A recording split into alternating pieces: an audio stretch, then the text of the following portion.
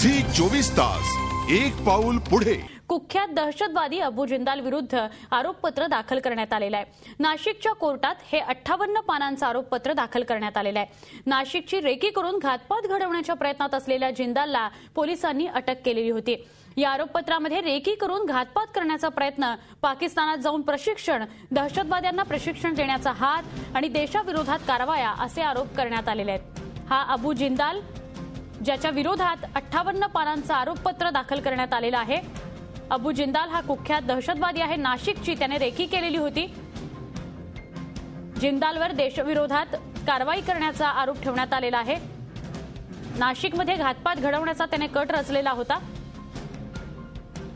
दहशतवाद्यांना प्रशिक्षण देण्याचा हात, देशविरोधात कारवाई असे काही आरोप त्याच्यावर ठेवण्यात आलेले आहेत।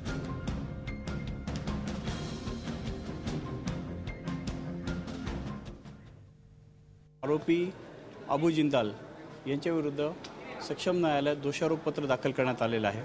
या 58 पानी दोषारोपपत्रात या आरोपीने या गुन्ह्याकामी प्ले केलेला रोल, पाकिस्तानमध्ये घेतलेले ट्रेनिंग व ट्रेनिंगसाठी मोटिवेशन वगैरे जे दिले आहे याबाबतचा पुरावा चार्जशीटच्या माध्यमातून कोर्टासमोर दाखल करण्यात आलेला आहे। हे चार्जशीट आज चीफ ज्युडिशियल मॅजिस्ट्रेट यांच्या कोर्टात दाखल केल्यानंतर याची कॉपी उद्या आरोपी सय्यद जबुद्दीन अन्सारी उर्फ अबू जिंदाल याला सर्व केली जाईल आणि त्यानंतर कमिटलची ऑर्डर केली जाईल। आमचे प्रतिनिधी मुकुल कुलकर्णी यांच्याकडून आपण अधिक माहिती घेऊया। मुकुल, आम्हाला सांगाल, थोडीशी दिलासादायक बाब, अबू जिंदाल याच्यावर निदान आरोपपत्र तरी दाखल झालेलं आहे आणि हा जो कुख्यात दहशतवादी आहे त्याच्यावर आता निदान या पुढच्या काळात कारवाईला सुरुवात होईल। बरोबर आहे सुवर्णा, कारण अबू जिंदालनी याच्या आधी पण जे आधी मान्य केलं होतं कोर्टामध्ये तो जबाब त्याने उलटवला होता, तो उलटून पडला होता।